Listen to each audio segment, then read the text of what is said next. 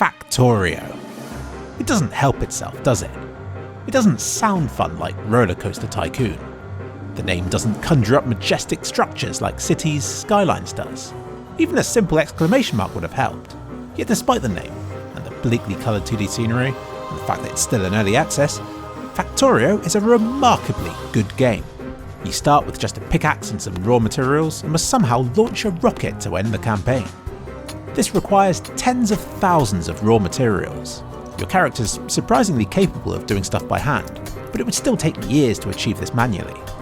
Instead, you must find ways of automating the process.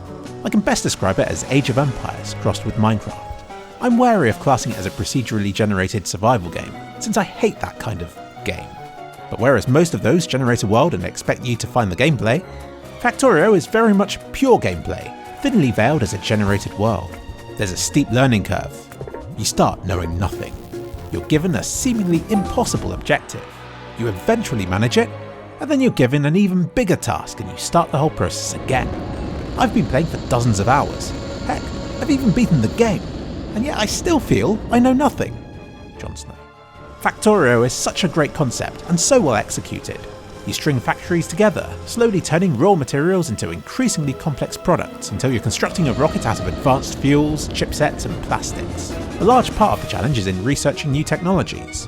These research centres are fueled by 6 different potions, each requiring significantly more raw materials and production steps to produce than the one before. The logistics involved in fully automating the system are overwhelming.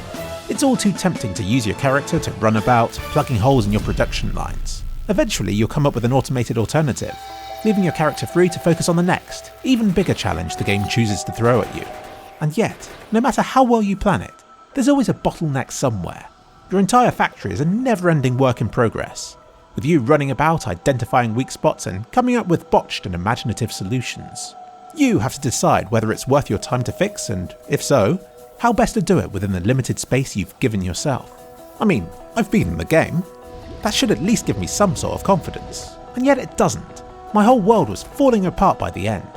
I limped to the finish line, well aware that my supply lines were becoming increasingly resource-starved and bottlenecked.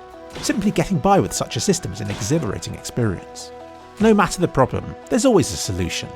Somewhere, if you look hard enough. Even in early access, every single item and gameplay mechanic is so versatile and well planned, it puts most finished games to shame.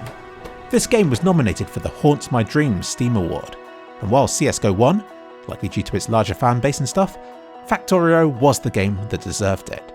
I was warned about it even before I started playing, and yet it still took over my thoughts and invaded my dreams. When tired, I'd get flashes of gameplay in my mind, over and over again.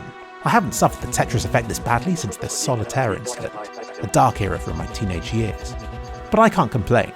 My production-lined dreams are testament to this game's addictive concept and refined execution. There are several short campaigns which I strongly recommend you play before the sandbox. The difficulty curve is still ridiculous. I was on these for weeks, replaying them until I had mastered their mechanics before advancing to the next lesson. After this, there's a cool puzzle mode that gives you a limited space to try and link up all of the conveyor belts in increasingly imaginative and challenging ways. Then, when you're done with this, you can throw yourself in the deep end with a freestyle sandbox and try to build the rocket on your own. I'll admit, I beat the game with the enemies disabled. I really think that having to deal with an ever-attacking and evolving alien threat on top of everything else would have sent me insane on my first playthrough. I have barely scratched the surface of what this game has to offer. Glancing at screenshots and videos from other users, it makes me and my supply lines feel so inadequate.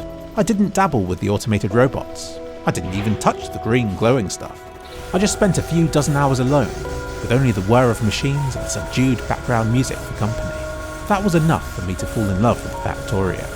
It's an atmospheric game that's happy to be as challenging as you dare have it.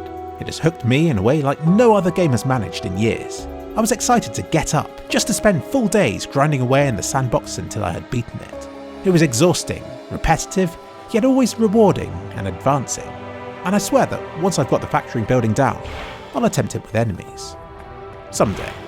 It's still a terrifying prospect right now. Factorio. What a game. Shame about the name.